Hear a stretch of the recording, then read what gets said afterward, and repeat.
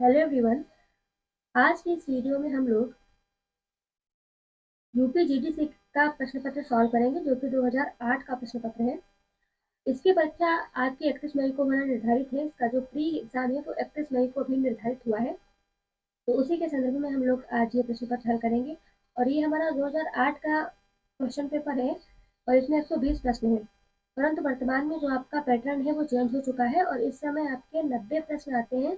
आपका जो सब्जेक्ट होता है, जैसे कि हम संस्कृत का करवा रहे हैं तो संस्कृत के 90 प्रश्न आएंगे और 30 प्रश्न जो आपके हैं वो जीके जीएस के आएंगे। तो मैं पहले संस्कृत का करवा दे रही हूँ, उसके बाद में भी 30 प्रश्न जो आपके जीके जीएस के वो भी प्रीवियस ईयर क्वेश्चन पेपर जो है प्रीवियस ईयर का वो भी सॉल्व करेंगे। तो पहले इसको देखते हैं आपका जो सब्जेक्ट से रिलेटेड है। तो आइए प्रारंभ करते हैं। आपका जो पहला प्रश्न है वह यह है कि निम्नलिखित में से कौन सा रामायण का उपजीव्य नहीं है। तो इसका राइट आंसर हो जाएगा किरातार्जुनीय। किरातार्जुनीय रामायण का उपजीव्य नहीं है, ये महाभारत के वन पर्व से लिया गया है। ठीक है। और इसमें जो उत्तर रामचरितम है, रघुवंशम है और महावीर चरितम है, ये तीनों रामायण के उपजीव्य हैं, जिसमें से उत्तर रामचरितम और महावीर चरितम लिखा है भूभूति जी ने और रघुवंशम कालिदास ने लिखा है और किरातार्जुनीय आपके भारवी जी ने लिखा है। अगला प्रश्न है कि निम्नलिखित में से कौन महाभारत आश्रित नहीं है। तो इसका राइट आंसर आपका हो जाएगा दस कुमार चरितम। जो दस कुमार चरितम है वो महाभारत पर आश्रित नहीं है। इसके अतिरिक्त उर्भंगम, नलचंपू और शिशुपाल वधम महाभारत पर आश्रित है। अब इनके राइटर्स के नाम आप बताइए कौन कौन से हैं। दस कुमार चरितम दंडी ने लिखा है, उरुभंग भास ने लिखा है और नलचंपू विक्रम भट्ट ने लिखा है और शिशुपाल वधम माघ ने लिखा है। ठीक है। दस कुमार चरितम किसने लिखा है? दंडी ने। अगला प्रश्न है कि निम्नलिखित में से कौन काल क्रम में प्रथम है। निम्नलिखित में से कौन काल क्रम में प्रथम है। तो उसका राइट आंसर हो जाएगा भास। ठीक है। सबसे पहले भास आएंगे, फिर कालिदास, फिर शूद्रक और फिर भवभूति। मत्स्यकटिकम में चारुदत्त के पुत्र का नाम क्या है? रोहुसेन। रोहुसेन चारुदत्त के पुत्र का नाम है। सर्वदमन कौन है? सर्वदमन जो है वो दुष्यंत और शकुंतला का पुत्र है। चंद्रकेतु कौन है? चंद्रकेतु लक्ष्मण जी का पुत्र है। ठीक है। अग्रिम प्रश्न है कि तर्क भाषा के अनुसार निम्नलिखित में से कौन प्रमा नहीं है। प्रमा के विषय में बताना है कि कौन जो है वो प्रमा नहीं है। तो इसका राइट आंसर आपका हो जाएगा बी। स्मृति जो है वो प्रमा आपकी नहीं है। प्रमा का लक्षण होता है यथार्थ अनुभव प्रमा, अर्थात यथार्थ अनुभव प्रमा है। ज्ञात विषय ज्ञानम स्मृति। ठीक है। अर्थात जिसका विषय पहले से ज्ञात हो उसे जो है हम लोग स्मृति देते हैं। उपमिति, अनुमिति तथा शाब्द बोध प्रमा के अंतर्गत आते हैं, इसका प्रमा के विषय है, जबकि स्मृति प्रमा से भिन्न अर्थात प्रमा नहीं है। अगला प्रश्न है कि तर्क भाषा के अनुसार शब्द का प्रत्यक्ष किस सन्निकर्ष से होता है। इसका राइट आंसर हो जाएगा आपका सी, तर्क समवाय। इसका राइट आंसर हो जाएगा समवाय। तर्क भाषा में आपके 16 सन्निकर्ष के बारे में बताया गया है, जिसमें पहला आपका संयोग, संयोग, संयुक्त संवाय, संयोग, संयुक्त संवाय, संयुक्त संवेद समवाय, समवाय, संवेद समवाय और विशेष संभाव। ऐसे करके आपको इसे क्रम से ही याद रखना है, अधिकतर क्रम से पूछे जाते हैं। अगला प्रश्न है कि न्याय दर्शन के अनुसार प्रमाण नहीं है। कौन सा इसमें से प्रमाण नहीं है? राइट आंसर हो जाएगा आपका अर्थापत्ति। उपमान, प्रत्यक्ष और शब्द ये प्रमाण के अंतर्गत आते हैं। और न्याय दर्शन में आपके 4 प्रकार के प्रमाण बताए गए, प्रत्यक्ष, अनुमान, उपमान, शब्द। लेकिन जो अर्थापत्ति है वो प्रमाण नहीं है। अग्रिम क्वेश्चन है, इसकी एक बार एक्सप्लेनेशन देख लेते हैं। इस एतेभ्यो अन्यत्र प्रमाणम, इस कथन से विदित होता है कि प्रत्यक्ष, अनुमान, उपमान और शब्द के अतिरिक्त तो कोई प्रमाण नहीं है, किंतु मीमांसक और वेदांती अर्थापत्ति नामक प्रमाण भी मानते हैं, जबकि अर्थापत्ति को न्याय दर्शन में प्रमाण नहीं माना गया है। और इसमें जो प्रश्न पूछा वो ये पूछा है कि न्याय दर्शन के अनुसार कौन प्रमाण नहीं है, तो आप अर्थापत्ति लगाएंगे। बाकी अर्थापत्ति को भी वेदांत और लोग जो है वो प्रमाण मानते हैं। मीमांसक और जो वेदांती है वो अर्थापत्ति को भी प्रमाण मानते हैं। अब इसमें आप एक चीज समझ रखिएगा कि सांख्य जो है आपके वो 3 प्रमाण मानते हैं, सांख्य और योग 3 प्रमाण मानते हैं और न्याय आपके 4 प्रमाण मानता है। और ये जो वेदांत ये है वेदांत वो 5 प्रमाण मानता है। ऐसे करके सब प्रमाण अलग, और चारवाक केवल आपके एक ही प्रमाण को मानता है, प्रत्यक्ष प्रत्यक्ष प्रमाण को चारवाक मानता है। अगला प्रश्न है सांख्यकार के अनुसार पंच तन्मात्रा किसके विकार है। जो पंच तन्मात्राएं हैं वो किसके विकार है। इसका राइट आंसर हो जाएगा बी, अहंकार, क्योंकि अहंकार से पंच तन्मात्राएं उत्पन्न होती है। ठीक है। कठोपनिषद के अनुसार बुद्धिमान व्यक्ति किसका वर्ण करता है। ये कठोपनिषद मैंने पूरा पढ़ाया है, पूरा नहीं पढ़ाया है अभी, प्रथम वल्ली कंप्लीट हो गई है, द्वितीय वल्ली अभी पढ़ा रहे हैं, तो आप चाहे तो पढ़ सकते हैं। तो इसमें पूछा गया कि कठोपनिषद के अनुसार जो बुद्धिमान व्यक्ति होता है वो किसका आवरण करता है। राइट आंसर हो जाएगा श्रेय। बुद्धिमान व्यक्ति जो है वो श्रेय का आवरण करता है। अगले प्रश्न देखते हैं। तर्क भाषा के अनुसार गगनार विंदम सुरभि अरविंदत्वात् सरोज विंदत में कौन सा हेत्वाभास है। राइट आंसर हो जाएगा ए, असिद्ध हेत्वाभास है। तर्क भाषा के अनुसार जो है आपके, एक मिनट, असिद्ध। तर्क भाषा के अनुसार हेत्वाभास देखिए, पहला हो जाएगा आपका आश्रय सिद्ध स्वरूपा, नहीं, तर्क भाषा के अनुसार जो हेत्वाभास है वो होते हैं आपके असिद्ध विरुद्ध असिद्ध विरुद्ध अनेकांतिक और प्रकर्षम कलत्यापदिष्ट, ये होते हैं तर्क भाषा के अनुसार। इसमें से जो आपका असिद्ध है वो 3 प्रकार का होता है, आश्रय सिद्ध, स्वरूपा सिद्ध और व्यापकता सिद्ध। उसमें से जो गगनार विंदम सुरभि ये उदाहरण है वो असिद्ध हेत्वाभास का उदाहरण है। असिद्ध विरुद्ध अनेकांतिक प्रकर्षम कलात्यापदिष्ट, ये 5 भेद तर्क भाषा के अनुसार माने गए हैं। न्याय सिद्धांत मुक्तावली के अनुसार अलग प्रकार माने गए हैं और तर्क संग्रह के अनुसार भी अलग आपके हेत्वाभास माने गए हैं। तो वो आप इस बार रखिएगा सबके अलग अलग। तो जीडीसी में आपके तर्क भाषा ही लगी है, तर्क संग्रह नहीं लगी है, ना ही आपकी न्याय सिद्धांत मुक्तावली लगी है। तो इसमें केवल आप तर्क भाषा के अनुसार इसमें रखिएगा। अगला प्रश्न है, निम्नलिखित में से किसमें आद गुणा सूत्र से संधि हुई है। इसका राइट आंसर हो जाएगा सूर्योदय। सूर्योदय में आद गुणा सूत्र से संधि हुई है। ठीक है।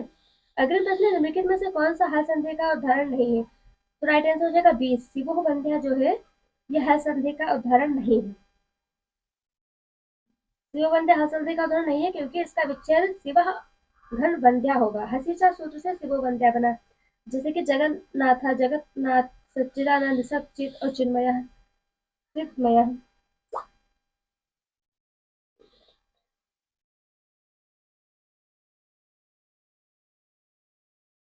अगले प्रश्न आपका देखते हैं। आनंदवर्धन ने वाच्य नामक काव्यार्थ का विस्तृत विवरण न देने का कारण क्या बताया है। इसका राइट आंसर हो जाएगा सी, पूर्व आचार्य द्वारा पर्याप्त विवेचित होना। आनंदवर्धन ने वाच्य नामक काव्यार्थ के विषय में विवरण न देने का कारण बताया है कि मतलब पूर्व आचार्य के द्वारा इसके विषय में जानकारी दे दी गई है, ऐसा आचार्य विश्वनाथ ने बताया है। अगला प्रश्न है, आकाश अवर्णी दीर्घा सूत्र के उदाहरण में ऋण वर्ण का उदाहरण नहीं है। कौन सा नहीं है। इसका राइट आंसर आपका हो जाएगा डी, लकार का दीर्घ नहीं होता है। ठीक है। अगले प्रश्न देखते हैं। बृहद देवता का रचयिता है। बृहद देवता का रचयिता कौन है। शौनक। निम्नलिखित में से किस अलंकार युग्म के अलंकार सर्वथा विपरीत लक्षण वाले होते हैं। राइट आंसर हो जाएगा विभावना और विशेषोक्ति। इसके लक्षण याद रखिएगा, ये भी पूछे जाते हैं। क्रियाया प्रतिषेधे या फिर फल विभावना का की परिभाषा है। और विशेषोक्ति खंडेशु करडेशु फलावचा, ये जो है आपका विशेषोक्ति का की परिभाषा है। अगला प्रश्न है, राम रावण युद्ध इनमें कौन सा अलंकार है। राइट आंसर हो जाएगा अन्वया, इसमें जो है वो अन्वय अलंकार है। अगला प्रश्न है, मम्मट के अनुसार लक्षणा कितनी है। मम्मट के अनुसार लक्षणा कितनी मानी गई है। तो षड्विधा। मम्मट ने 6 प्रकार से लक्षणा मानी है और वहीं आपके विश्वनाथ ने 80 भेद किए हैं लक्षणा के। महाकाव्य में सर्गों की न्यूनतम संख्या कितनी होनी चाहिए। राइट आंसर आपका हो जाएगा 8। सर्गबंधो महाकाव्यम तत्रैको नायिकासुरा, ये महाकाव्य का लक्षण है।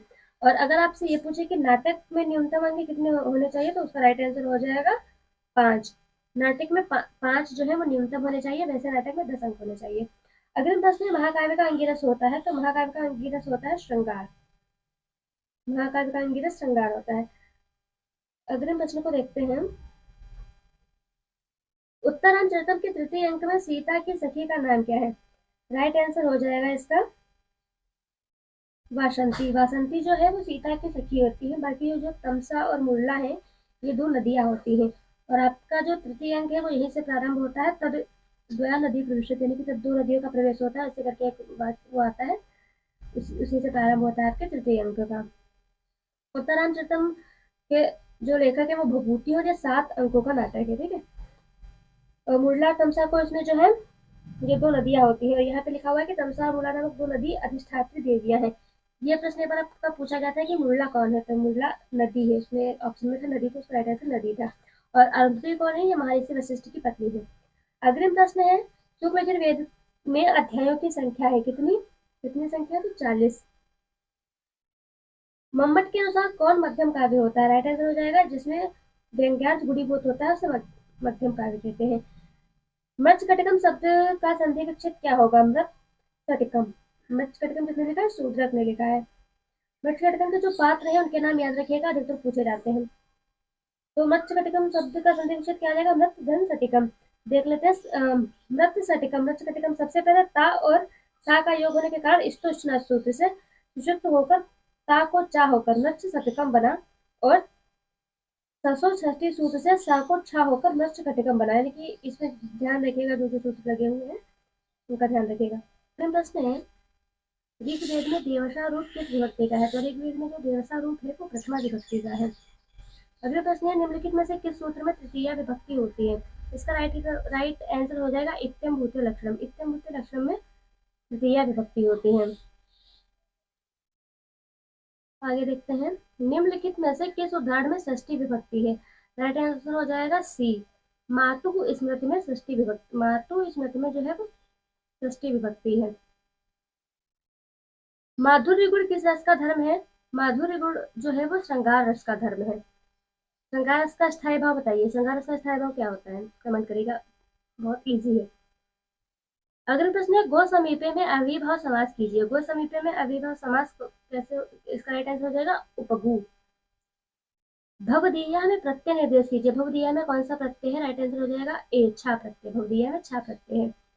उत्तर, रामचरित में निम्नलिखित उक्ति किसकी है, तम जीवितम तुमस्मे हृदयम द्वितीयम तम कौमुदी नयनोर अमृतम तुमंगे इत्यादि भी प्रिय सतेर अनुद्या मुग्धा तामेव शांतम अथवा किमत परेड, किमतः परेड, ये जो उक्ति है ये किसकी है, राइट आंसर हो जाएगा वासंती का, ये वासंती ने कहा था।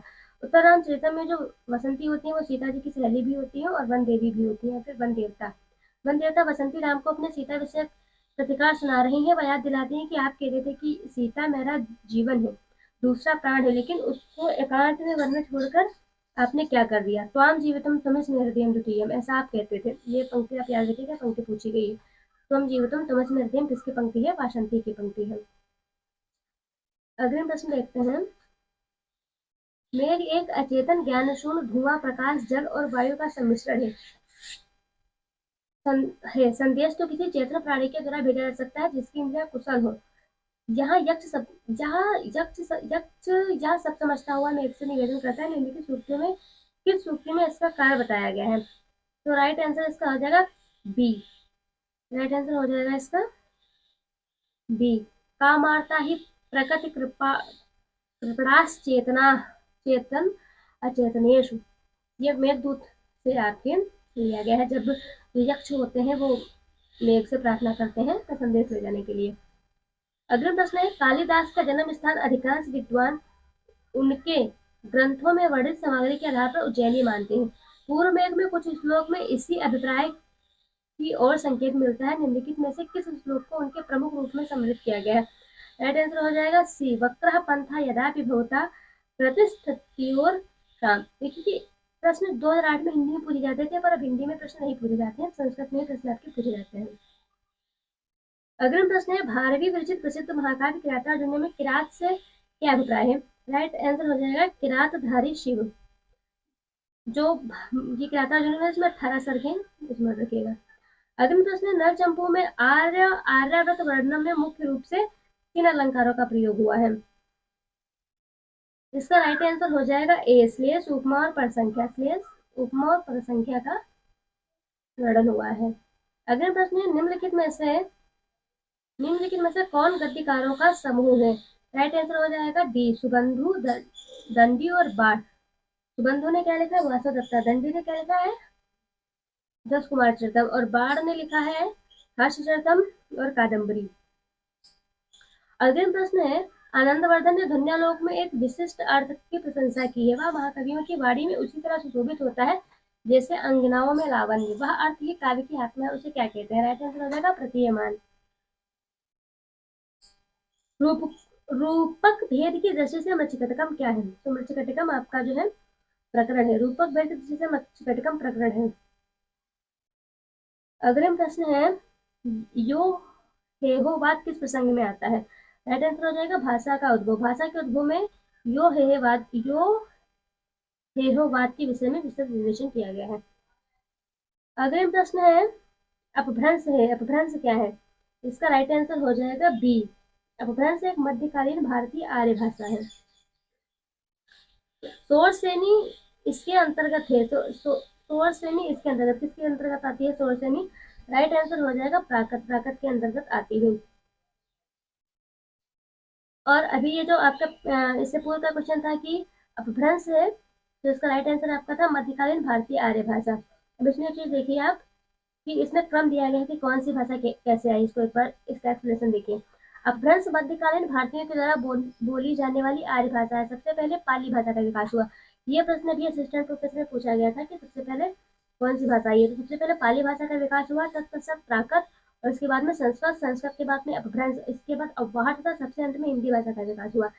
ऐसे सबसे पहले पाली, प्राकृत, संस्कृत, अपभ्रंश, अव्वाहट और हिंदी। इसमें रखिएगा सबसे पुरानी भाषा, सबसे प्राचीन भाषा पाली है, पाली। अगले प्रश्न देखते हैं। स्वर श्रेणी इसके अंतर्गत आती है। स्वर श्रेणी किसके अंतर्गत आती है? प्राकृत के अंतर्गत आती है। अर्थ संकोच का उदाहरण है, इसमें राइट आंसर दिया हुआ है डी, सरसिजम। स्वर श्रेणी अर्थ संकोच का उदाहरण क्या है? सरसिजम।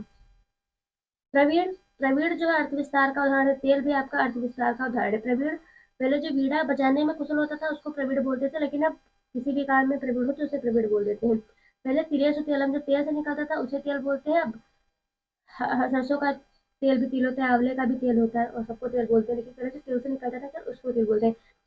सरसिजम, सरसिजम मतलब पहले होता था कि जो सरोवर से निकला है, लेकिन अब जो है उसको इसका संकोच हो गया है ना, क्योंकि अब कमल के रूप में इसको जो है वो कर दिया गया है अब संकोच। और असुर जो है, असुर पहले असुर शब्द देवताओं के लिए प्रयोग होता था, अब असुर शब्द जो है वो असुरों के लिए प्रयुक्त होता है। ठीक है, अगला प्रश्न देखते हैं। धर्म का धम्म होना इसका उदाहरण है। धर्म का धम्म होना किस चीज का उदाहरण है? राइट आंसर हो जाएगा समीकरण। ये समीकरण का उदाहरण है। ऋग्वेद में मंडलों की संख्या कितनी है? ऋग्वेद में मंडलों की संख्या 10। ठीक है, ऋग्वेद में मंडलों की संख्या कितनी है? 10। अगला प्रश्न है, अथर्ववेद कितने कांडों में विभाजित है? राइट आंसर हो जाएगा सी, 20 कांडों में विभाजित है। ठीक है, अथर्ववेद 20 कांडों में विभाजित है। प्रत्येक कांड में अलग अलग लौकिक विषयों का वर्णन है, जैसे रोग निवृत्ति प्रथम कांड में है, सर्प विनाशनम पंचम कांड में है, वशीकरण मंत्र षष्ठम कांड में है, और प्रसिद्ध गौसूक्त दसम कांड में है। ये गौसूक्त याद रखिएगा, हो सकता है कभी पूछ लिया जाए किस कांड में? दसम कांड में। अगला प्रश्न है, लेट लकार का प्रयोग हुआ है। लेट लकार का प्रयोग हुआ है वैदिक संस्कृत में। वैदिक संस्कृत में लेट लकार का प्रयोग हुआ है। संस्कृत में 10 लकारों का वर्णन मिलता है। कौन कौन सी? लट, लंग, लिट, लुट, लुट, लुंग इत्यादि। लेट लकार वेद में पाया जाता है, इसका लौकिक विग्रह नहीं मिलता। अगले प्रश्न देखते हैं। रोध रस का स्थायी भाव क्या है? रोध रस का स्थायी भाव क्रोध। देखिए अब इतने इजी क्वेश्चन नहीं पूछे जाते हैं। इसके बाद जब मैं आपको 2021 का करवाऊंगी क्वेश्चन पेपर, तो आप देखिएगा उसमें जो लेवल है प्रश्नों का वो बहुत बदला हुआ है इससे, लेकिन ये हमने स्टार्टिंग से किया है, तो 2008 से स्टार्टिंग की है, तो ये बहुत ईजी प्रश्न है। इसके बाद जब आप देखेंगे तो धीरे धीरे जो पेपर का पैटर्न है वो चेंज होता जाएगा। अगला प्रश्न है, रोध रस का स्थायी भाव क्या है? क्रोध। फिर शतपथ ब्राह्मण किस वेद से संबंधित है? राइट आंसर हो जाएगा डी, शुक्ल यजुर्वेद से। वेदांगों की संख्या कितनी है? तो 6। शिक्षा, कल्प, निरुक्त, व्याकरण, छंद और ज्योतिष। और इस शिक्षा किसको कहते हैं? घ्राण को। शिक्षा घ्राण तो वेद से। कल्प हाथ को कहते हैं। निरुक्त किसको कहते हैं? कान को। व्याकरण कहते हैं मुख को। छंद कहते हैं पैर को, और ज्योतिष कहते हैं नेत्र को। भूमि सूक्त, पृथ्वी सूक्त किस वेद में आता है? ये अथर्ववेद में आता है। ऋग्वेद में सर्वाधिक सूक्त किस देवता के लिए प्रयुक्त हुए हैं? राइट आंसर हो जाएगा डी, इंद्र के लिए। जिसमें एक्सप्लेन करने वाला होगा कर देंगे, तो भी बहुत सिंपल सा क्वेश्चन है। वेदों के व्याख्याकार के रूप में, एक मिनट, वेदों के व्याख्याकार के रूप में सर्वाधिक प्रख्यात भारतीय आचार्य कौन से है? राइट आंसर हो जाएगा सी, सायण। पूर्वावर्षी संवाद किस वेद में है? पूर्वावर्षी संवाद ऋग्वेद में है। बताइए कितने मंत्र है पूर्वावर्षी में? आपके 18 मंत्र है। वैसे अब समाज नहीं लगा है इस टाइम पे, प्रेजेंट टाइम में जो सिलेबस में समाज नहीं लगा है। अगले प्रश्न है, तुमर्थक प्रत्ययों का प्रचुर प्रयोग हुआ है। तुमर्थक प्रत्ययों का प्रचुर प्रयोग किसमें हुआ है? वेदों में। अगले प्रश्न देखते हैं, प्राचीर प्राचुर आयुर्वेद सामग्री किस वेद से संबंधित है? राइट आंसर हो जाएगा इसका डी, अथर्ववेद से। अथर्ववेद से संबंधित है। सामवेद के मंत्र सबसे अधिक किस वेद से लिए गए हैं? राइट आंसर हो जाएगा सी, ऋग्वेद से। ऋग्वेद से सामवेद के कितने मंत्र लिए गए? चलिए आप कमेंट करिएगा कितने लिए गए हैं। ठीक है, ऑप्शन दे रही हूँ, 75, 78, 82 और 56। इसका आंसर आप बताइएगा। अग्रिम प्रश्न है, प्रायण अन्य पदार्थ प्रधान किस समास का लक्षण है? राइट आंसर हो जाएगा डी, बहुब्रीहि समास का। किस रचना का विभाजन निश्वासों में हुआ है? राइट आंसर हो जाएगा सी, शिवराज विजयम। बी, शिवराज विजयम। भारवी के काव्य मार्ग को कहा जाता है? राइट आंसर हो जाएगा ए, विचित्र मार्ग। भारवी के काव्य मार्ग को विचित्र मार्ग कहा जाता है। और भारवी के लिए पद प्रयुक्त होता है, प्रसन्न गंभीर पदा सरस्वती। ये जो पद है भारवी के लिए प्रयुक्त होता है। भारवी के काव्य मार्ग की को विचित्र मार्ग कहा जाता है। भारवी अलंकार काव्य शैली की जनक है। ये अलंकार काव्य शैली के जनक कौन है पूछा जाए तो भारवी हो जाएगा इसका राइट आंसर। और इन्हें क्या कहा जाता है? प्रसन्न गंभीर पदा सरस्वती पद इनके लिए प्रयुक्त होता है, भारवी के लिए। अगला प्रश्न है, ऋग्वेद भाष्य भूमिका के रचयिता कौन है? राइट आंसर हो जाएगा इसका बी, सायण। ऋग्वेद भाष्य भूमिका किसने लिखी है? सायण ने। और पतंजलि किसने लिखा है? महाभाष्य ने। महाभाष्य लिखा है पतंजलि ने। ठीक है, महाभारत पतंजलि ने लिखा है। और आप बताइएगा कि लिंगानुशासन किसने लिखा है? आपको जानते हैं कि त्रिमूर्ति में पाणिनि, कात्यायन, पतंजलि इनका नाम आता है। ठीक है, अगला प्रश्न है, कठोपनिषद किस वेद से संबंधित है? राइट आंसर हो जाएगा डी, यजुर्वेद से संबंधित है। और यजुर्वेद से कठोपनिषद से संबंधित है। और शुक्ल यजुर्वेद से आपके क्या लिया गया? शुक्ल यजुर्वेद से आपका ईशावास्योपनिषद लिया गया है, शुक्ल यजुर्वेद की से। अगला प्रश्न है, निरुक्त के रचयिता कौन है? निरुक्त के रचयिताकार है, राइट आंसर हो जाएगा सी, यास्क ने लिखा है। और मृच्छकटिका में चारों व्रत किस प्रकार का नायक है? इसका राइट आंसर हो जाएगा सी, धीर प्रशांत। और सत्कारवाद के साधक हेतुओं में एक है उपादान गृहरात। साइंस दर्शन में प्रधान की अनुपलब्धि का कार्य क्या है? सूक्ष्मता। सूक्ष्म होने के कारण जो प्रकृति है, जो प्रधान है वो अनुपलब्धि, मतलब वो दिखाई नहीं देता है हमें। अगला प्रश्न है, सांख्य मत में प्रकृति है कैसी है? राइट आंसर हो जाएगा बी, अव्यक्तम। ये कारिका आप याद रखिएगा, बहुत बार पूछी गई है। हेतुमत अनित्यम अव्यापी सक्रियम अनेकम आश्रितम लिंगम साव्य परतंत्रम व्यक्तम तद विपरीतम अव्यक्तम। यानी कि हेतुमत अनित्य, अव्यापी, सक्रिय, अनेक, आश्रित और जो है ये होता है आपका व्यक्त। इसके विपरीत जो है वो आपका अव्यक्त हो जाएगा। अगला प्रश्न है, सांख्य मत में पुरुष है, पुरुष क्या है? राइट आंसर हो जाएगा सी, पुरुष हमारा भोक्ता होता है। ठीक है, ये वाली भी कारिका याद रखिएगा, संघात परत्वात् त्रिगुण विपर्यात् अधिष्ठानात् पुरुषो अस्ति भोक्तृभावात् केवल्यात् प्रवृत्तिश्च। ये पंक्ति भी कई बार पूछी गई है। पंक्ति पूरी पूरी पंक्ति नहीं पूछी जाती, ऐसे पूछा जाता है कि ऐसे पूछा जाएगा कि पुरुष जो है, इसमें से पुरुष का अक्षर क्या है? संघात पर, इतना तो पता ही होगा आपको, अपने नेट का पेपर दिया है। अगर आप ये दे रहे हैं तो नेट तो देकर ही आएंगे, नेट तो आपका क्वालिफाई ही होगा। तो कैसे प्रश्न पूछा जाता है कारिकाओं से, ये आपको पता होगा। अगला प्रश्न देखते हैं, सांख्य कारिका के अनुसार केवल्य का उपाय है। राइट आंसर हो जाएगा सी, विवेक ख्याति। सांख्य मत में अंतःकरण है, राइट आंसर हो जाएगा सी, त्रिविध, मन, बुद्धि और अहंकार। और बाह्यकरण कितने हैं ये आप बताइएगा। वेदांत के अनुसार अज्ञान है, अज्ञान वेदांत के अनुसार कैसा होता है? ज्ञान विरोधी। निम्नलिखित में से कौन कर्मेंद्रीय है? राइट आंसर हो जाएगा डी, वाक। वेदांत का प्रयोजन है, वेदांत का प्रयोजन क्या है? स्वस्वरूप, स्वस्वरूप आनंद वाक्ति, ये जो है वेदांत का प्रयोजन है। वेदांत का आधार क्या है? राइट आंसर हो जाएगा सी, उपनिषद। तर्क भाषा के अनुसार इंद्रिय सन्निकर्ष के प्रकार कितने होते हैं? राइट आंसर इसका हो जाएगा छह होते हैं। संयोग, संयुक्त समवाय, संयुक्त संवेद समवाय, समवाय, संवेद समवाय और विशेष विशेषण भाव। अगला प्रश्न है, वेदांत सार के अनुसार तत्वमसि महावाक्य से अखंडार्थ का बोध कराती है, कौन कराता है? इसका राइट आंसर हो जाएगा डी, जहद अजहद लचला। वेदांत का मूल आधार है, वेदांत का मूल आधार क्या होता है? राइट आंसर हो जाएगा ए, श्रुति। तर्क भाषा के अनुसार कारण के प्रकार होते हैं। तर्क भाषा के अनुसार कारण के कितने प्रकार होते हैं? राइट आंसर हो जाएगा बी, 3। समवाय, असमवाय और निमित्त, 3 प्रकार के कारण बताए गए हैं। न्याय दर्शन के अनुसार पट का असमवाय कारण क्या है? राइट आंसर हो जाएगा सी, तंत्र संयोग। अब ये समवाय कारण और असमवाय कारण इनको मतलब जो है स्मरण रखिएगा। जैसे कि तंतु जो है वो तंतु रूप का कौन सा कारण है? पट, पट रूप का कौन सा कारण है? तंतु तंतु पट तंतु संयोग का कौन सा कार्ड है, ऐसे करके प्रश्न पूछे जाते हैं। तो न्यायालय के अनुसार जो पट का समवाय कार्ड क्या है, राइट आंसर हो जाएगा तंतु संयोग। और अगर पूछा जाए कि पट तंतु पट का कौन सा कार्ड है, तो समवायी कार्ड हो जाएगा। अगला प्रश्न है, निम्नलिखित में से त्रोटक है, राइट आंसर हो जाएगा विक्रमो और वर्षीयम। भारती माधव के लेखक कौन है, राइट आंसर हो जाएगा भवभूति। कठोपनिषद के अनुसार नचिकेता ने यम से वर मांगा था। ये 3 वर नचिकेता ने यम से मांगे थे, पितृ परितोष, यज्ञ विद्या का ज्ञान और आत्म का ज्ञान। कठोपनिषद में संकका का अर्थ क्या है, संकका का अर्थ होता है अकुत्सित कर्ममयी गति। अगला प्रश्न है, भाषा के आकृति मूलक वर्गीकरण के अंतर्गत यह विभाग आता है कौन सा, योगात्मक विभाग आता है आकृति मूलक के अंदर। योगात्मक और अयोगात्मक दो प्रकार का आता है वर्ण, वो उसमें योगात्मक हो जाएगा। फिर योगात्मक के अंतर्गत भी आता है और योगात्मक के अंतर्गत भी आता है। ये सब आप एक बार देख लीजिएगा, क्योंकि भाषा विज्ञान लगी हुई है और भाषा विज्ञान से प्रश्न पूछे जाते हैं। अगला प्रश्न है, निम्नलिखित में से अर्थ परिवर्तन की दिशा है, कौन सी अर्थ परिवर्तन की दिशा है। इसका राइट आंसर हो जाएगा आपका बी, विस्मीकरण। विस्मीकरण जो है वो अर्थ परिवर्तन की दिशा है।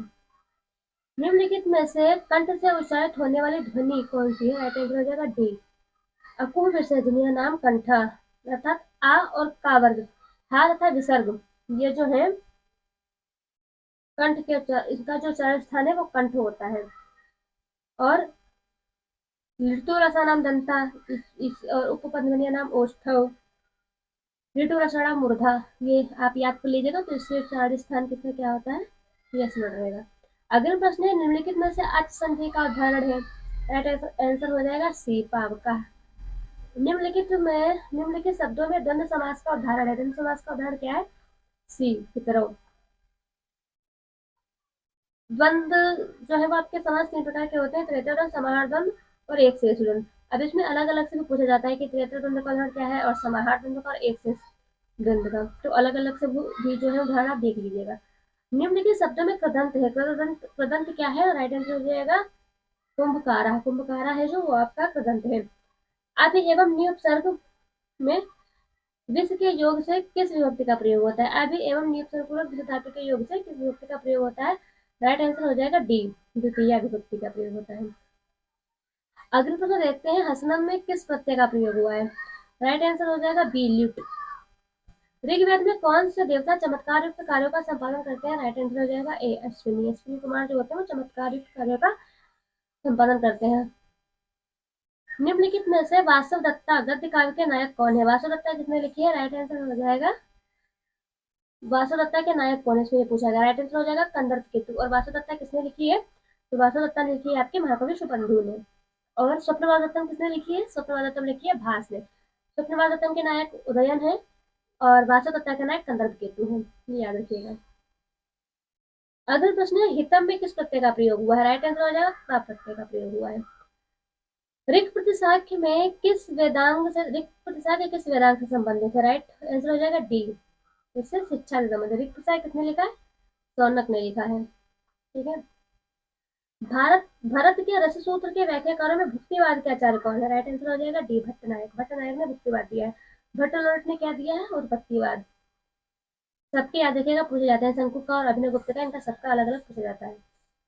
अगला प्रश्न है, तर्क भाषा के अनुसार गगनार विंदम सुरभि अरिंदर का, एक मिनट, ये तो आपका पेपर वो फिर से आ गया है, एक मिनट, इसके आगे का जो है वो ऊपर हो गए हिंदू पेज। 20 क्वेश्चन बच्चे हैं, इसमें काफी क्वेश्चन थे, तो 20 क्वेश्चन, लेकिन अब आपके जो है मात्र 90 प्रश्न ही पूछे जाते हैं। ये अगले प्रश्न है, मम्मट के अनुसार उत्तम काव्य होता है, राइट आंसर हो जाएगा डी, जो ध्वनि काव्य है उसे ही उत्तम काव्य कहा जाता है। इसको थोड़ा बड़ा कर देते हैं। अग्रिम प्रश्न है, वांतो ये प्रत्यय का उदाहरण है, वांतो ये प्रत्यय का उदाहरण क्या है, बी, नाव्यम। अग्रिम प्रश्न है, के व नास्यु परिभव पद निष्फला आरंभ यत्न सा सूक्ति, यह सूक्ति किस रचना से उद्धृत है, राइट आंसर हो जाएगा मेघदूत। कहते हैं कि कालिदास रचित मेघदूत खंडकाव्य से उद्धृत है। इसमें यक्ष में से कहता है कि हे मित्र, असफल प्रयत्नों को करने वाले कौन से काव्य के पात्र नहीं होते, अर्थात सभी होते हैं।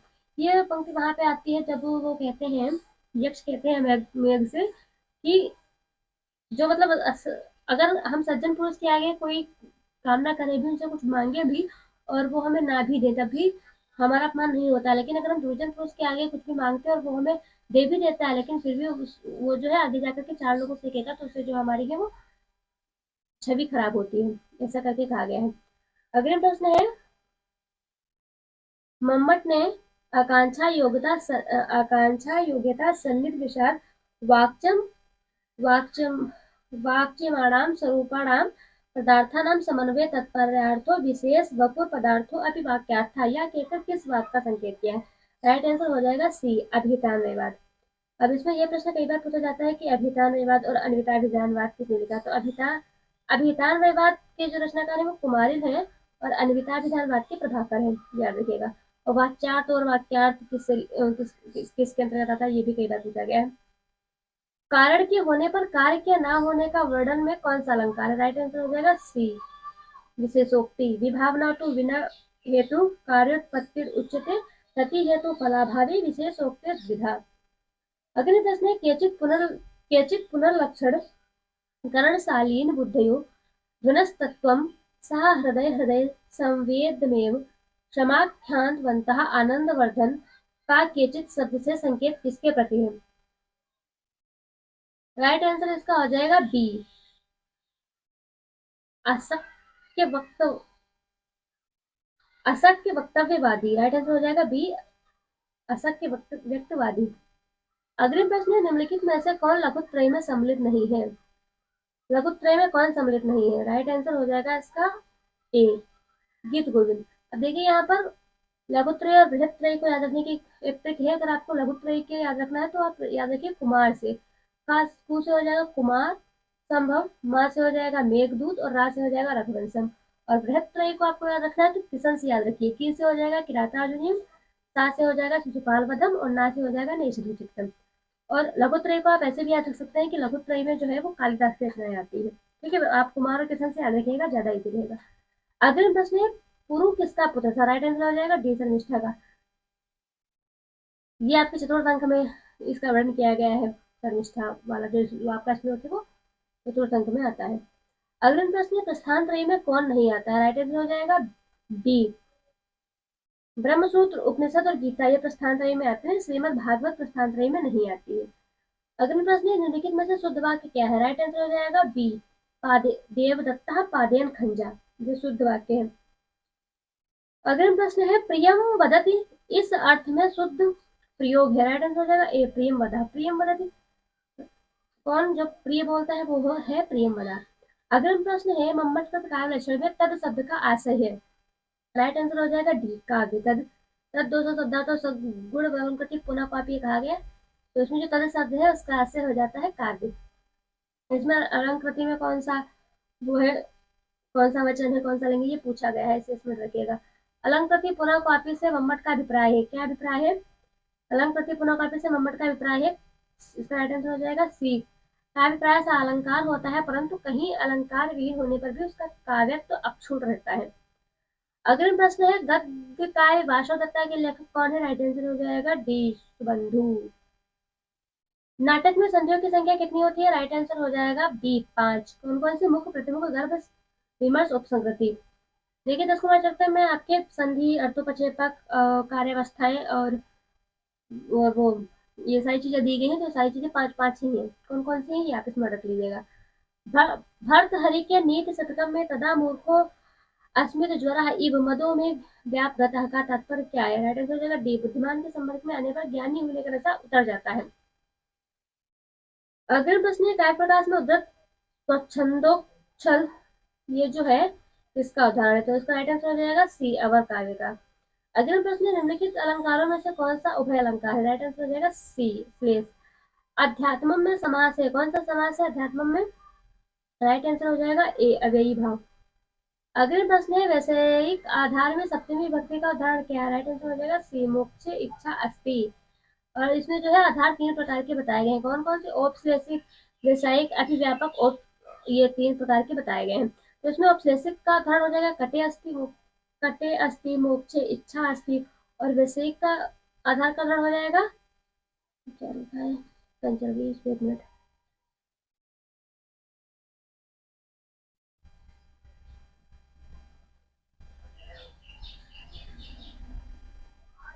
ये समझ में नहीं आ रहा, हमारे स्क्रीन में यहाँ पे प्रॉब्लम दिख नहीं रहा है कि कौन सा या क्या लिखा हुआ है। और ये अग्रिम जो है अभिव्यापक आधार का उदाहरण वो तिले से तेला हो जाएगा। सर्व अस्मिन ताश नस्ति करके कुछ लिखा है, लेकिन हमारी स्क्रीन पर बना हुआ है तो दिख नहीं रहा है। अग्रिम प्रश्न है, श्रीमद भगवत गीता महाभारत के किस पर्व से है? राइट आंसर हो जाएगा इसका बी, भीष्म पर्व से। श्रीमद भगवत गीता जो है आपकी भीष्म पर्व से ली गई है। श्रीमद भगवत गीता में लगभग 700 श्लोक है और 18 अध्याय है, तो पता ही होगा। भगवत गीता के द्वितीय अध्याय में योग का लक्षण है। राइट आंसर हो जाएगा सी करने को चलता है। वैसे प्रेजेंट टाइम में श्रीमद भगवत गीता आप में नहीं लगी हुई है। अगला प्रश्न है, गीता में निष्काम कर्मयोग का अर्थ है। राइट आंसर हो जाएगा सी, फलों की कामना छोड़कर कर्म करना। और अंतिम प्रश्न है, निम्नलिखित में से किस रचना के अंत में कवि ने भगवान शिव से मुक्ति की प्रार्थना की है? राइट आंसर हो जाएगा बी, अभिज्ञान शाकुंतलम। अभिज्ञान शाकुंतलम का ये भरत वाक्य है, प्रवर्ततां प्रकृतिहिताय पार्थिवा सरस्वती शुचिमेतां महीयतां ममापि चाक्षप्यतु नीरलोहितं पुनर्भवं परिगत शक्तिर आत्मभूत। ये जो है अभिज्ञान शाकुंतलम का भरत वाक्य, ये भी कई बार पूछा गया है। तो ये आपके 120 प्रश्न थे जो हमने आज किए हैं। देखिए 2008 का प्रश्न पत्र है, तो इसका जो लेवल है वो बहुत ही ज्यादा इजी है। अब ऐसे प्रश्न आपसे नहीं पूछे जाते हैं, लेकिन फिर भी ऐसा नहीं है कि इससे ऐसे भी प्रश्न पूछे जाते हैं। कम से कम इसमें से आपके 20-30 प्रश्न ऐसे ही अभी भी पूछे जाते हैं। तो इतना इसको हल्के में मत लीजिएगा कि नहीं पूछे जाते, क्योंकि ये वाला प्रश्न जो भी प्रकृति वाला कई बार पूछा गया है। इससे पहले के भी कई अभिधान और अन्विताभिधानवाद वाले प्रश्न पूछे गए हैं। तो अभी भी ऐसे प्रश्न पूछे जाते हैं, लेकिन अब कम पूछे जाते हैं। अब जो पेपर का लेवल है वो थोड़ा हार्ड कर दिया गया है। और अभी हमने आपको ये 2008 का करवाया है, तो ये ऐसा है। अभी मैं आपको 12 का, 15 का और करवाऊंगी। देखिए जब 21 का करवाएंगे तो आप देखिएगा जो 2021 का प्रश्न पत्र है उसका लेवल काफी ज्यादा है। ठीक है, तो ये आप अभी ये देखिए, ये इसको सॉल्व करिए और बताइए आपके कितने सही हुए। कम से कम आपके तो 90 से आपके 110 के बीच में सही होने चाहिए, क्योंकि बहुत ही ईजी है ये पेपर। बताइएगा आपने कितने सही किए हैं। और अब फर्स्ट पेपर का भी मैं करवा दूंगी अभी थोड़ी देर में, तो आप हमारे जीटीसी वाले प्लेलिस्ट में जाकर के देख सकते हैं। प्लेलिस्ट बना दूंगी, उसमें अपलोड करते जाऊंगी। एग्जाम तक आपके जो है 4-5 मेरे पास क्वेश्चन पेपर वो ये इसके सेट है, सेट नहीं है मतलब पेपर ही है मेरे पास 4-5। तो वो जितने हैं 2008 का है, 12 का है, 15 का है, 21 का है, तो वो मैं करवा दूंगी आपको। बाकी फर्स्ट पेपर के तो काफ़ी सेट है, वो भी करवा दूंगी। ठीक है, तो देखने के लिए बहुत बहुत धन्यवाद। और जय संस्कृत, जय भारत।